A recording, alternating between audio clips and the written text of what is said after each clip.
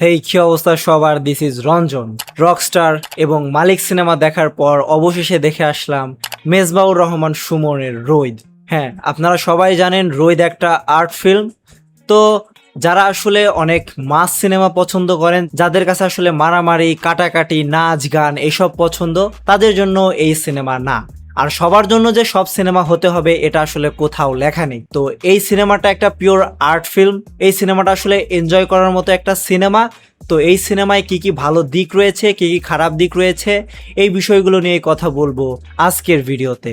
রোহিত এই সিনেমার মূল চরিত্রে অভিনয় করেছে মুস্তাফিজুর নূর ইমরান এবং সবার প্রিয় নাজিফা তুষি। তো এদের আসলে অভিনয়ের দিকে আসা যাক, এরা আসলে কেমন অভিনয় করলো এই রোহিত সিনেমাতে। প্রথমে আসি নাজিফা তুষির কাছে। এই মেয়েটা এত ইউনিক অ্যাক্টিং করে, অর্থাৎ ইউনিক সিনেমায় অ্যাক্টিং করে, সেই জিনিসটা আসলে আমাকে প্রত্যেকবারই সারপ্রাইজ করে তোলে।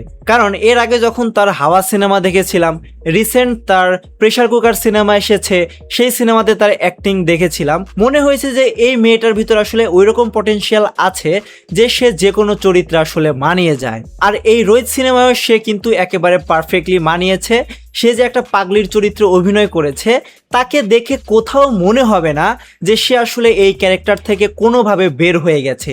প্রত্যেকটা জায়গায় তার অভিনয় আসলেই প্রশংসার দাবিদার। প্রত্যেকটা জায়গায় তার এই ক্যারেক্টারটাকে আমি এমনভাবে দেখেছি যে আসলে মনেই হয়নি যে সে অ্যাক্টিং করছে। মনে হয়েছে যে সাবলীলভাবে সে একজন গ্রামের মেয়ে, পাগল মেয়ে, সে তার মতো যে কোনো কিছু করতেছে। তো এই জিনিসটা কিন্তু আসলে এই সিনেমার জন্য একটা আশীর্বাদ। এই সিনেমাটা হয়তো তার জন্যই বানানো হয়েছে। আর একটা কথা হচ্ছে, এই যে নাজিফা তুষি, তাকে কিন্তু সম্পূর্ণভাবে ফুল সাপোর্ট দিয়েছে মুস্তাফিজুর নূর ইমরান। তাকে এইভাবে দেখবো আমি আশা করিনি। তার যে অভিনয়, এই সিনেমার প্রথম যে সিনটা ছিল যেখানে আসলে মুস্তাফিজুর নূর ইমরান রাখালের চরিত্রে অভিনয় করেছে, অর্থাৎ সে গরু চড়াচ্ছিল, এত সুন্দর সিন এবং তার এত সুন্দর অভিনয়, তার কালার টোন, তার ভয়েস পুরোপুরি যেন একজন রাখালের সাথে যাচ্ছিল। এই দুইজন ছাড়াও এই গল্পের মূল হিরো কিন্তু এর গল্প, যেই গল্পটা আসলে মেজবাউর রহমান সুমন খুব সুন্দরভাবে দেখাতে পেরেছে। প্রত্যেকটা সিনে যেন চোখে বাঁধিয়ে রাখার মতো। হ্যাঁ, আমি যখন সিনগুলো দেখছিলাম আর ভাবছিলাম যে বাংলাদেশে আসলে এত সুন্দর জায়গাগুলো কোথায় রয়েছে এবং মেজবাউর রহমান সুমন আসলে এই জায়গাগুলো কোথায় পায় শ্যুট করার জন্য। তার হাওয়া সিনেমাতে আমরা সমুদ্রের যে সিনেমাটোগ্রাফিটা দেখেছিলাম, সেই জিনিসটাই কিন্তু আসলে মানুষকে হলে টেনে নিয়েছিল। যে এত বড় লার্জ স্কেল এর আগে আমরা বাংলা সিনেমাতে তেমন একটা দেখতে পাই নাই। তো রোহিত সিনেমাতেও কিন্তু এর প্রভাব রয়েছে। আপনি যখন এর কালার গ্রেডিংস বা এর যে লোকেশনগুলো রয়েছে, সেই জিনিসগুলো দেখলে আসলে অবাক হয়ে যাবেন। এত সুন্দর সুন্দর দৃশ্য, কাশবন, কাশবনের পাশেই হচ্ছে তাদের বাড়ি এবং বাড়ির পাশেই বড় বড় নদী বা পুকুরের মতো যে জিনিসগুলো রয়েছে, সেই জিনিসগুলো আপনাকে ভাবাবে যে আমি যদি আসলে এই জায়গায় এক মুহূর্তের জন্য থাকতে পারতাম, হয়তো আমি অনেক সুখে থাকতাম। এখন আসি এই সিনেমার যে ব্যাকগ্রাউন্ড মিউজিক রয়েছে সেই জিনিসটাকে নিয়ে। মুস্তাফিজুর নূর ইমরান এবং নাজিফা তুষির যে ক্যারেক্টারটা রয়েছে, দুইটা ক্যারেক্টারের মধ্যে যে সম্পর্ক দেখানো হয়েছে, এই জিনিসগুলোতে যে ব্যাকগ্রাউন্ড মিউজিক ব্যবহার করা হয়েছে, সেগুলোতে ভাই আপনি কোনো সময় বোর ফিল করবেন না। প্রত্যেকটা সিনেই আপনাকে ভাবাবে যে এরপরে ঘটনাটা আসলে কি হতে যাচ্ছে, আপনি আরো চাইবেন যে গল্পটা সামনে এগিয়ে যাক। আর বিশেষ করে একটা ব্যাকগ্রাউন্ড মিউজিক রয়েছে, যেই ব্যাকগ্রাউন্ড মিউজিকটা হচ্ছে এই সিনেমার প্রাণ। এই মিউজিকটা আমার কাছে পার্সোনালি খুবই ভালো লেগেছে, যে জিনিসটার জন্য এই সিনেমা আমি আরো বেশি এনজয় করেছি। এই যে রোহিত সিনেমার গল্প, একটা নর্মাল তাল যে কিভাবে ক্লাইম্যাক্সে গিয়ে একটা গুরুত্বপূর্ণ জিনিস হয়ে ওঠে, সেই জিনিসটাকেই মেজবাউর রহমান খুব সুন্দরভাবে দেখিয়েছে রোহিত সিনেমাতে। এখানে তালকে ওই গন্ধম ফলের সাথে তুলনা করা হয়েছে। গন্ধম ফলের রহস্যটা হয়তো আপনারা জানেন, যে আদম এবং হাওয়াকে এই গন্ধম ফলের কারণেই পৃথিবীতে নেমে আসতে হয়েছিল। তো এরই আদলে কিন্তু এই সিনেমাটা নির্মাণ করা হয়েছে। আপনাকে যদি প্রশ্ন করি যে এই সিনেমাতে আসলে কি নেই, আপনি হয়তো কোনোভাবে আসলে এর অ্যান্সারটা দিতে পারবেন না।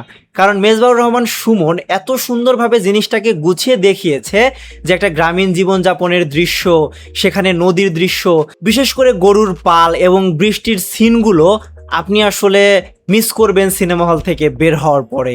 একটা জিনিস আপনাদেরকে বলে দেই, এই যে সিনেমাটা রয়েছে এটা কিন্তু আসলে আপনার মাথার উপর দিয়ে চলে যাবে। হ্যাঁ, আপনি সিনেমাটা শেষ করার পর হয়তো বলবেন যে আমি এটা কি দেখলাম, আমি তো আসলে কিছুই বুঝলাম না। বা এই ধরনের আর্ট ফিল্ম আসলে আমাদের বাংলাদেশে দরকার, যেই সিনেমাটা আসলে আপনাকে ফিল দিবে যে কোনো কথা ছাড়াও যদি এই সিনেমাটা চলে আপনি অনায়াসে এই সিনেমাটা দেখতে পারবেন। এই রোদ সিনেমার ক্ষেত্রে এই জিনিসটাই হয়েছে। আমার মনে হয়েছে এই সিনেমাতে যদি কোনো সংলাপ না থাকতো, অর্থাৎ কোনো ডায়লগ যদি না থাকতো, তাহলে হয়তো আমি এই সিনেমাটা দেখতে পারতাম এবং গল্পটা ক্লিয়ারলি বুঝতে পারতাম। তো এই জিনিসটার মাধ্যমে হয়তো বুঝতে পারতেছেন যে এই সিনেমাটার মেকিংটা কতটা ভালো হয়েছে। তবে এই সিনেমাটা কিন্তু পিছিয়ে থাকতে পারে হাওয়ার থেকে।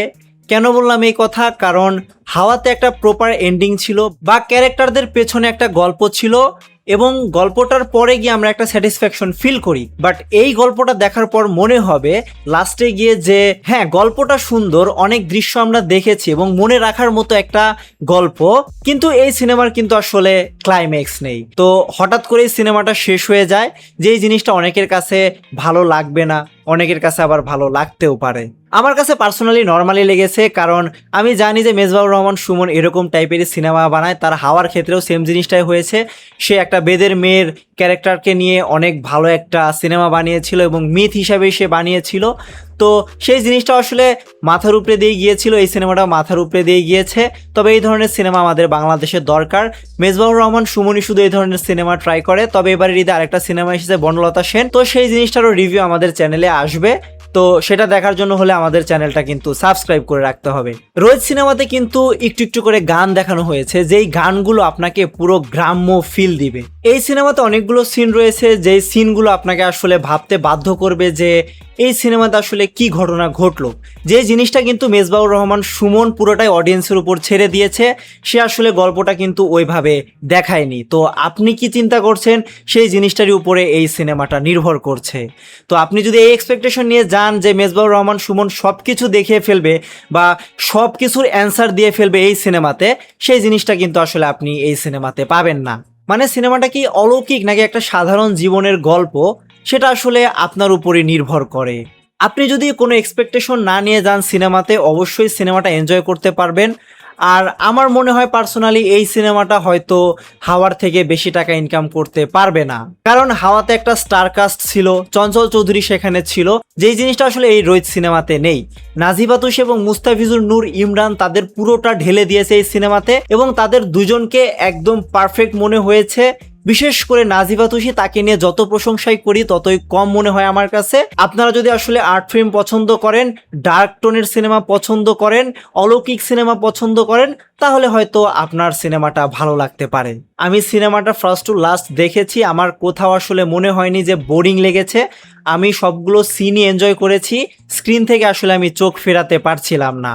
এই কথা থেকে মনে পড়লো যে কয়েকটা জায়গায় যে রাত্রের সিনে শ্যুট করা হয়েছে, সেই জায়গাগুলো মনে হয়েছে বেশি ডার্ক রাখা হয়েছে, যার জন্য অনেকগুলো সিনে আসলে খুব ক্লিয়ারলি দেখা যায় না। বিশেষ করে পাশ থেকেও শুনছিলাম যে মানুষজন বলছিল যে কিছুই তো দেখছি না। তো আমাদের দেশের সিনেমা হলগুলোকে লক্ষ্য রেখে মেকারদের উচিত এই দৃশ্যগুলোকে খুব ভালোভাবে সেট করা। তো এই সিনেমাটা যখন ওটিটিতে আসবে তখন হয়তো কম্পিউটার স্ক্রিন বা ভালো রেজুলেশনের যে ফোনগুলো রয়েছে সেগুলোতে হয়তো কোনো সমস্যা দেখা যাবে না, বাট বড় বড় সিনেমা হলগুলোতে কিন্তু এই জিনিসগুলো মাঝে মধ্যে চোখে পড়ে। আমি বলছি না যে এটা সমস্যা, তো এই জিনিসটা কিন্তু আসলে তাদের দেখার উচিত ছিল। তো আমাকে যদি আসলে এই সিনেমাকে 10-এ একটা নাম্বার দিতে বলা হয় তাহলে আমি হয়তো 9 দিব। আপনারা যারা এই ধরনের মিস্ট্রি টাইপ সিনেমা পছন্দ করেন তারা সিনেমা হলে গিয়ে এই সিনেমাটা দেখতে পারেন। রিভিউ বাইয়ের সম্পূর্ণ ভিডিওটি দেখার জন্য ধন্যবাদ।